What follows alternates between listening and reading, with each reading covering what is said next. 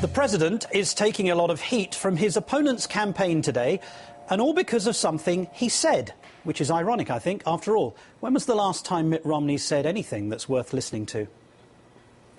The mistake of my first couple of years was thinking that this job was just about getting the policy right. And that's important. But, you know, the nature of this office is also to tell a story to the American people that gives them a sense of unity and purpose and optimism, especially during tough times. So here we have a moment of honesty, and what happens? Mitt's minions jump all over it like a pack of starved jackals, and all when Mr. Romney, of course, is nowhere to be found. Funny that. Let's welcome our panel. MSNBC contributor Joy-Ann Reid is the managing editor of thegrio.com, and Ari Melber of The Nation magazine. Thank you both. Joy, if I can start with you. Sorry for calling you Joy-Ann. No, it's a bad habit. You're happy with both? That's great. Thank you. What was so horrible and horrific about that statement by the president? Oh, the honesty. You don't do that in politics. What is he thinking? Doesn't he understand the job? No, I mean, the thing is that it is actually true. And when you talk to the Obama administration people, off the record or on, they'll say the same thing.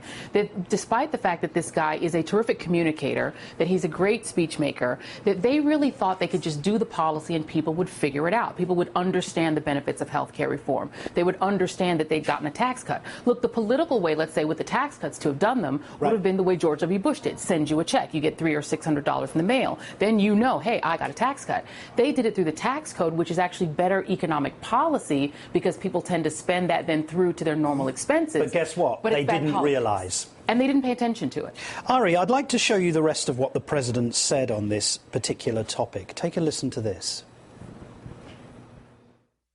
It's funny, when I ran, everybody said, well, you can give a great speech, but can you actually, manage the job? And then in my first 2 years, I think the notion was, well, he's been juggling and managing a lot of stuff, but, where's the story that tells us where he's going? Ari, not being from this country, I'm having a hard time understanding what's so horrific about that. I mean, I thought having someone who's reflective, who's thoughtful, who's pensive, is actually an asset for a position like president, but clearly not. I think it is. I think partly he has to give an answer that doesn't self-indict the core of his policies. So there's that game aspect. But I also think this is true. Storytelling isn't just about quote-unquote narrative, the way we discuss in politics.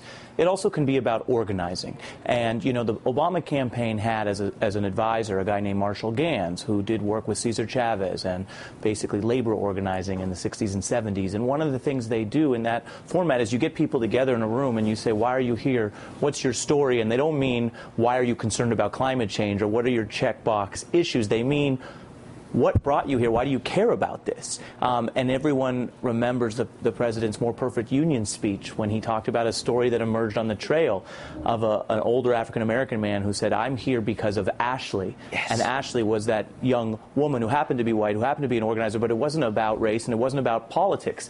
It was about having a national purpose and unity. And I do think it's true. And I spent a lot of time on the plane traveling with then Senator Obama and on the ground looking at what the organizers were doing. I do think it's true that there was both with that model and then what the internet allowed you to do to scale it, a type of storytelling and organizing that was amazing throughout that campaign and then did get lost in the first 2 years. And that's a transition from campaigner to commander-in-chief. Well, let me give you an example of how another president responded to the question about whether he'd made any mistakes himself. Take a listen to this.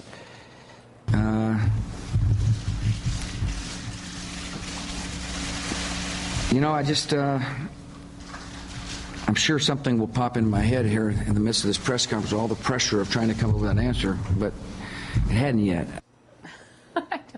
That is a precedent. Is that better? And the thing is with George W. Bush, clearly he was not the most self-aware chap, right, that ever entered the Oval Office.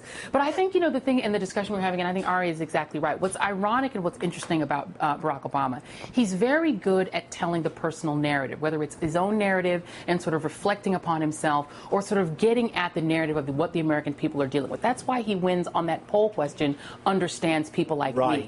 But they are very wonky. And I think once they got into the office, they they did forget that that's part of the job. The ceremonial job of president is the part they've paid less attention. Can I jump in on one point? I agree with that. And one other point here is part of the story of the last 3 years doesn't fit with what I think Barack Obama wants to be as president. I think he is actually so optimistic and so into unity that the type of extremism that he has faced isn't a story he wanted to tell. And that's something that I think the base gets frustrated with. But the real story here is 33 votes to repeal health care, taking the economy hostage, getting us downgraded for the first time. That's a story not voting through the American Jobs Act, not doing anything to create jobs on the part of Congress. And they didn't anticipate that. Right, and that is just, I'm just speaking about the public evidence of the actions of Congress. That doesn't even get us into the birtherism and the other real ugly stuff going on. That's not a story that Barack Obama or his aides ever really wanted to tell. It's a story we know. But also, again, a big part of some of the holes in this first term come from ugly things that he doesn't want to focus on. Indeed. Joy Reid, Ari Melba, thank you so much.